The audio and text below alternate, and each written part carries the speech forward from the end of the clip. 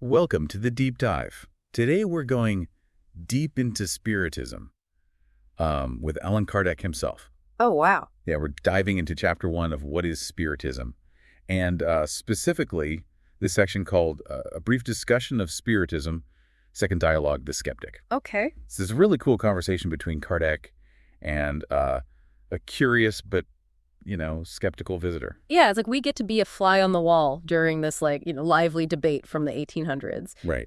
And what I think is really interesting is how relevant this conversation still is to a lot of the questions that people have about Spiritism today. Exactly. This visitor is kind of like standing in for anyone who's like just encountering Spiritism for the first time. Oh, totally. Full of questions and maybe a little bit hesitant. All right, so tell me, what's the first thing this skeptic brings up? Well, right off the bat, the visitor kind of dives into this question about terminology. Okay. They're really curious about why Kardec felt it was necessary to coin these new terms like Spiritism and Spiritist. Yeah, why not just stick with spiritualism, which was already a pretty commonly used word at the time? So what was Kardec's reasoning behind that? Well, Kardec felt that spiritualism was actually too broad of a term. Okay. It was almost like a catch-all phrase for anything that hinted at like a spiritual side to life. It didn't specifically refer to spirits or the idea that you could communicate with them. Right. Someone could believe in a spiritual dimension without actually believing in spirit communication. Yeah, exactly.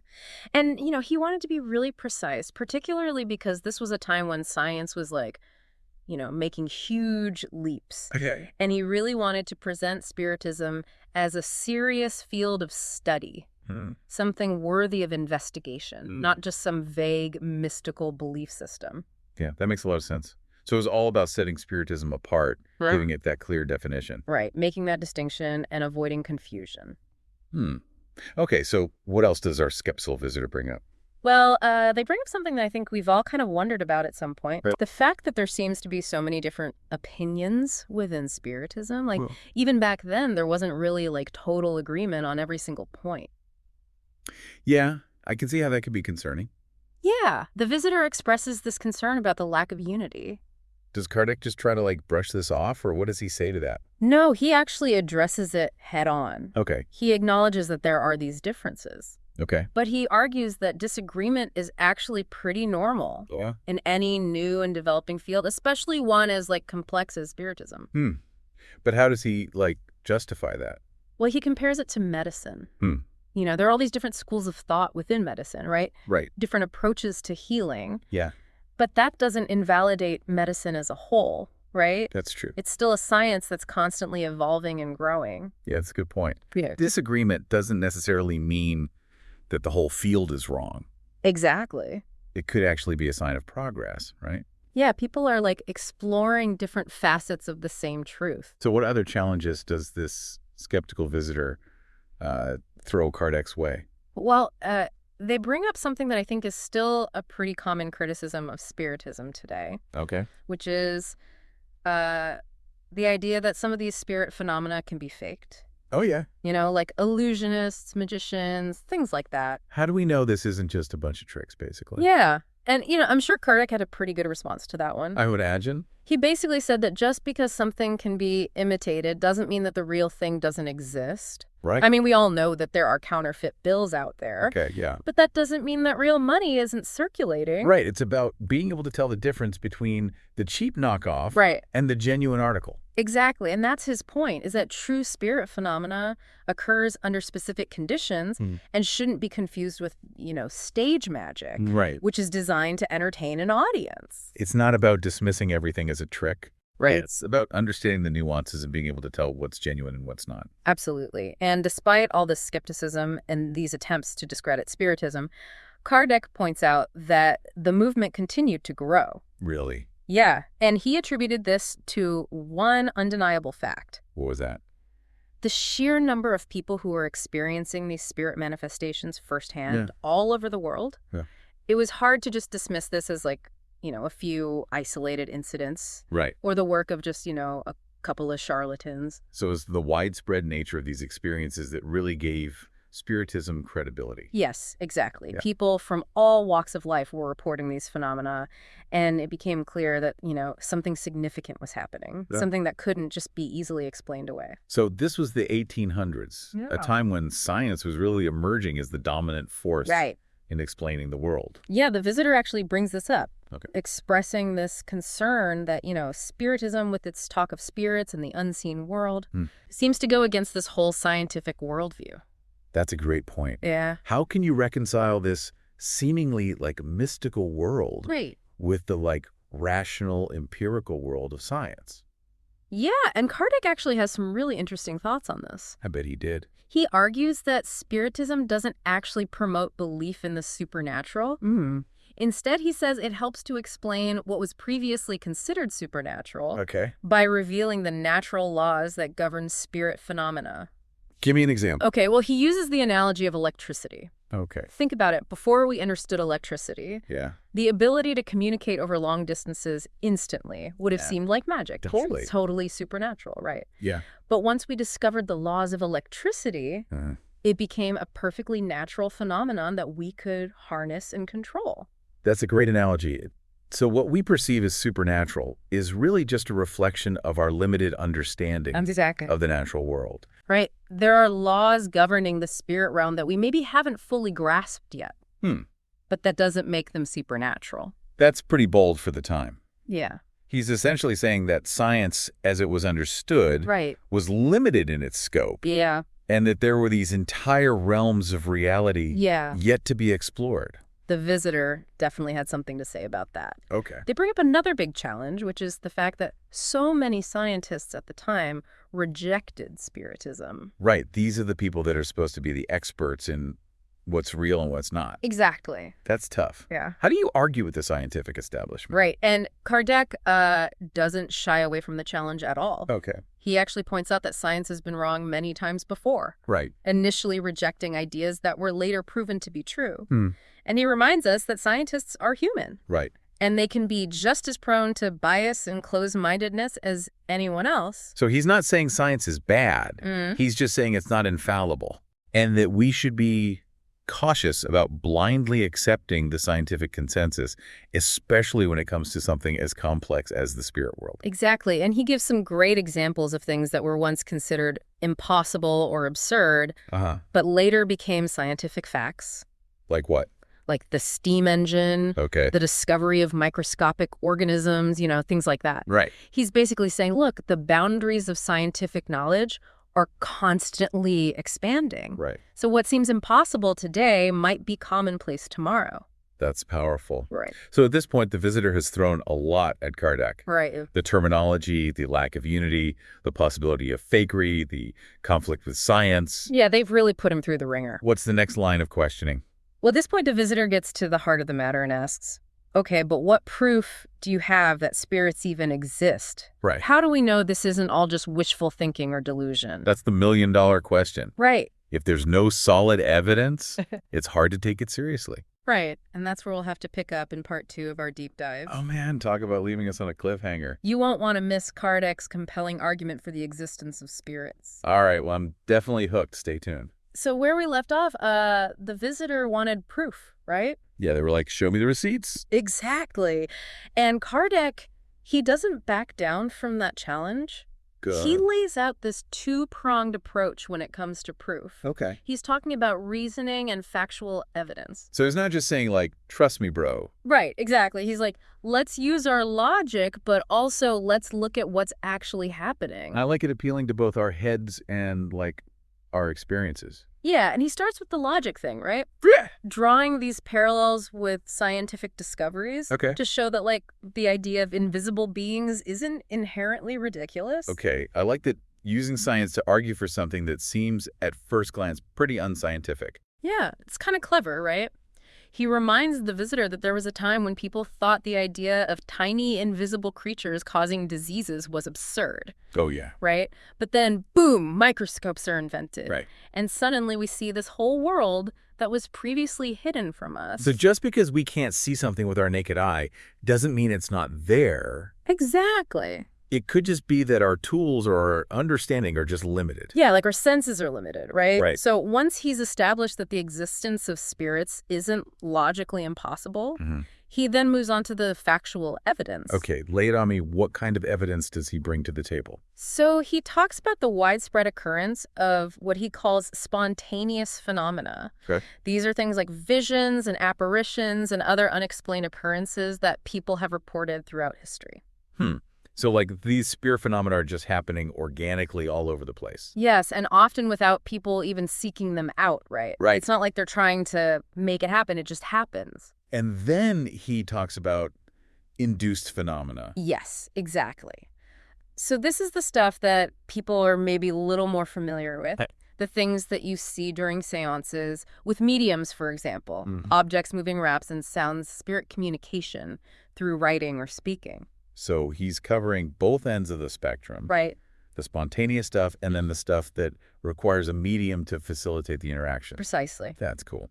And I think what's really impressive is that he doesn't just present these phenomena as like, here's your proof, end of story. Right. He actually anticipates the skeptical counterarguments. Oh, that's good. So he's thinking a few steps ahead. Yeah, like a chess player, right? Oh, okay. He knows the visitor is going to bring up things like, oh, this is just hallucination, or this is magnetic fluids, or this is thought reflection, or this is just the medium in a trance state imagining things. It's like he's reading the listener's minds almost. Yeah. Because those are definitely the questions that would be popping up for me. Yeah, and he doesn't want to leave any room for doubt. So he goes through each of these explanations systematically, showing how they don't really account for the full range and complexity of the phenomena observed in Spiritism. So he's not just defending Spiritism, he's engaging in a really thoughtful debate. Exactly. Considering the alternative explanations. Yes. Showing why they fall short. It's a really nuanced approach. Yeah, that's impressive. It makes you realize that Kardec was a sharp thinker. Right. He wasn't just some gullible mystic. Okay. He was approaching this with a lot of intellectual rigor. So Kardec has laid out his case using both logic and evidence. Right. What's the visitor's reaction? Are they convinced? Well, not quite yet. They still have one big question. Okay. If these spirit phenomena are so real, why don't they see them even though they're curious? Right. It's like, okay, spirits, if you're really out there, show me something. Exactly. And that's where Kardec starts to talk about the importance of patience and having this genuine openness. He says you can't just command spirits to perform on demand. Right. It's not a magic show. Exactly. You can't order up a spirit manifestation like you're ordering a pizza. Exactly. He uses this analogy of studying animals in the wild.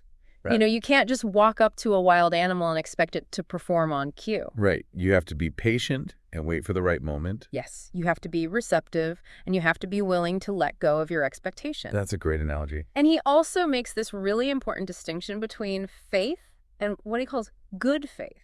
Okay. He's not saying you have to blindly believe in Spiritism. Right. He's saying you need to approach it with sincerity, curiosity, and a willingness to be surprised. It's not about forcing yourself to believe. It's about cultivating an open and receptive mind. Exactly like how we approach any new field of study, right? Yeah. You have to be willing to suspend your disbelief to entertain new ideas, even if they seem strange at first. And he's really challenging the visitor directly. Yeah. Asking if they have the patience to really observe carefully without judgment. Yeah. Without trying to force a specific outcome. Right. He's basically saying, like, if you're not willing to put in the effort, don't expect to see results. He doesn't mince words. No, he doesn't sugarcoat it. So what comes next? Well, the visitor then brings up this question of why don't spirits do more to convince influential people? Oh, yeah.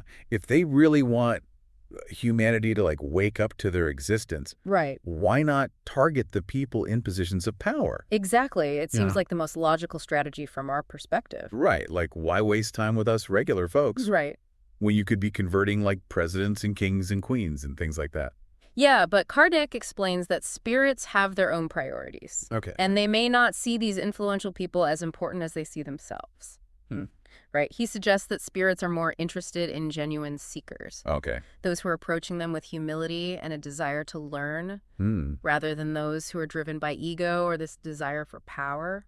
So it's not about worldly influence. Right. It's more about connecting with the people who are truly ready to listen. Yeah, and he even suggests that those who approach spirits with this sense of superiority or a desire to manipulate them are likely to be disappointed. That makes sense. Spirits respond to sincerity, not arrogance. Okay, so our visitor is starting to understand how to approach the spirit world. Right. With the right attitude. Yes, and then they go right to the source, asking Kardec, okay, where did these ideas come from? Right. Did they spring from someone's imagination, or was this a direct revelation from the spirit world? That's a great question. Right, and Kardec is very clear that these ideas didn't just come out of thin air. Okay, good. He explains that it all started with people observing these inexplicable phenomena, things they couldn't explain with the science of the time.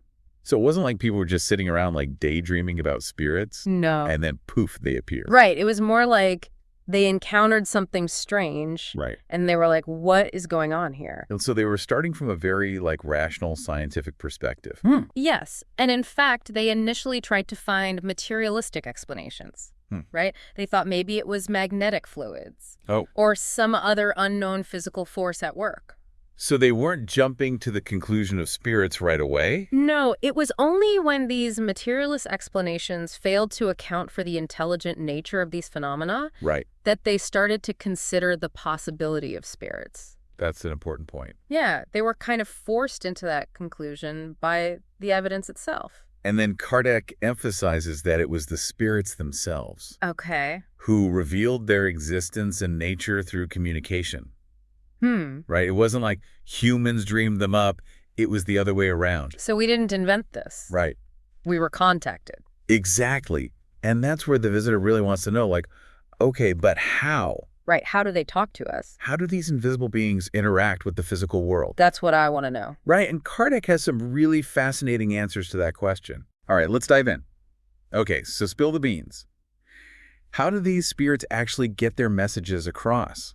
Well, Kardec starts by reminding the visitor about the perispirit. Oh, yeah? That semi-material envelope that surrounds the spirit. Right, so that's how they interact with physical stuff. Right. Think of it as like a bridge between the purely spiritual realm and the material world we experience. Okay, so what are the mechanics of it? How do they actually make it happen? Well, Kardec lays out this whole spectrum of ways spirits can communicate. From the very subtle to the like more obvious in-your-face kind of phenomena. Okay, so give me some examples. Okay, well, on the subtle end, you have things like intuition. Oh, Have you ever just had that feeling where you just know something even though you can't really explain why? That could be a spirit trying to kind of nudge you in a certain direction. So it can be as simple as a feeling or a thought that pops into your head. Exactly. Okay. And then you have more obvious signs like physical objects moving. Right, the classic raps. Yeah, the classic raps or knocking sounds. Right. And then, of course, mediumship, where a person acts as a kind of conduit for spirit communication. Okay, so that's what people usually think of when they're talking about talking to spirits. Right. But does the spirit, like, take over the medium's body? That's actually a common misconception. Okay. Kardec was very clear that mediums don't lose control of themselves. Okay. It's more like a collaboration with the spirit kind of conveying their thoughts and then the medium translating them into our language, whether that's through speaking or writing or even drawing. So there are different types of mediums with different skills and ways of communicating. Yes, exactly. Some mediums can hear the spirit's voice, others see them, and some can even channel the spirit's personality to deliver messages. So they're like translating in different ways? Exactly. And Kardec even talks about mediums who can draw portraits of spirits. Wow. Or write down messages in languages they don't even know. That's wild. Yeah, it's like the spirit is using the medium as a tool to express themselves in the physical world. So I'm sure our skeptical visitor at this point is like, sign me up, I want to talk to some spirits. Well, they do ask if they can start experimenting with these methods of communication. Okay, and what does Kardec say? He urges caution. Oh, I bet. He compares it to like messing around with dangerous chemicals without knowing anything about chemistry. You could blow something up. Exactly. So what kind of preparation does he recommend? First and foremost, he says you need to study and understand the principles of Spiritism before you try any kind of communication. So it's not just about finding a medium and asking a bunch of questions. Right. You need a solid foundation of knowledge to navigate the spirit world safely and responsibly. There's a real ethical dimension to it. Yes. And he also strongly cautions against seeking out mediums who charge money for their services. Oh, really? Why is that? Well, Kardec believed that turning mediumship into a business could attract the wrong kind of spirits. Those who are more interested in personal gain than in genuine spiritual guidance. Interesting. And he felt that paying for spirit communication kind of creates the wrong dynamic. Right. It turns it into a transaction rather than a sincere seeking of knowledge. It's all about having the right intention. Exactly, approaching the spirit world with respect and humility. Right. Not trying to profit off of it. Right. And Kardec says the best mediums are those who are motivated by a genuine desire to learn and to serve. Right. It's a calling almost. Exactly. And for them being accused of profiting from their abilities would be a deep insult. Right. It's sacred almost. Yeah. And it reminds me of how some cultures view shamans or healers. Okay. They're respected for their gifts, but the idea of paying them for a specific outcome seems almost sacrilegious. Yeah. That makes sense. Okay, so all this talk of mediums and spirit communication is fascinating. Yeah. But I have to ask the classic skeptic question. Are mediums basically like sorcerers? That's a great question, and actually it's one that the visitor asks Kardec directly. What does Kardec say? He's very adamant that Spiritism is completely different from sorcery. Okay, good. Sorcerers try to control spirits, right, through rituals and formulas, almost like they're trying to force them to do their bidding. Like bending them to their will. Right. But mediums don't command spirits, they act as intermediaries. Right. Creating a space for communication. So it's not about wielding power over the spirit world. Exactly. It's about establishing this connection and being open to what the spirits choose to share. Right. And Kardec emphasized that mediums can't just summon any spirit they want. It's not like calling up a friend on the phone. Right. It's a much more subtle process that depends on something called fluidic affinities. Fluidic affinities. Okay, break that down for me. Think of it like tuning into a radio station. Okay. You need the right frequency to connect. It's similar with mediums and spirits. There needs to be a certain compatibility, a kind of energetic resonance for the communication to flow. It's not just about skill or technique. Right. There's this unseen energetic element as well. Exactly. And that's why Kardec was so against the idea of professional mediums who guarantee results. Right. He said, you can't force these connections. They either happen naturally or not at all. It feels a lot less like a parlor trick then. Right. And a lot more like this genuine but mysterious form of communication. Right. And this brings us to another point that the visitor is kind of struggling with, which is this idea of good and evil spirits. Oh, yeah.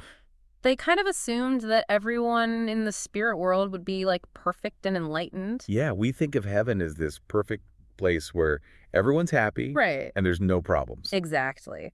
But Kardec explains that spirits are essentially just human souls without bodies. Right.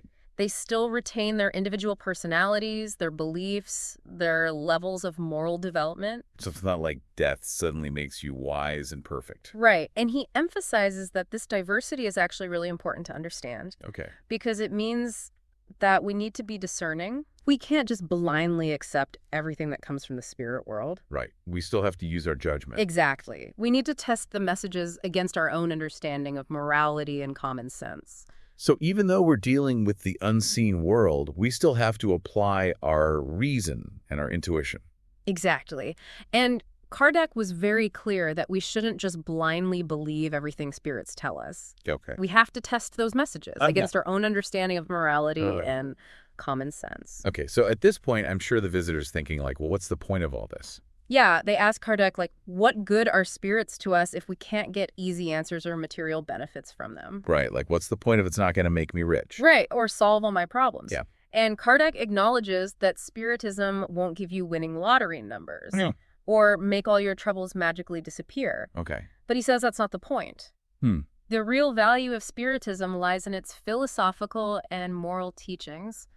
It gives us evidence for the soul's existence, its immortality, and its continued evolution after death. So it's about finding meaning and purpose. Exactly. Kardec believed that Spiritism helps us understand our place in the grand scheme of things. Okay. It offers a broader perspective on life and death. It's like zooming out and seeing the bigger picture. Exactly. And he also believed that Spiritism has very practical benefits in helping us overcome things like fear, despair, and even suicidal thoughts.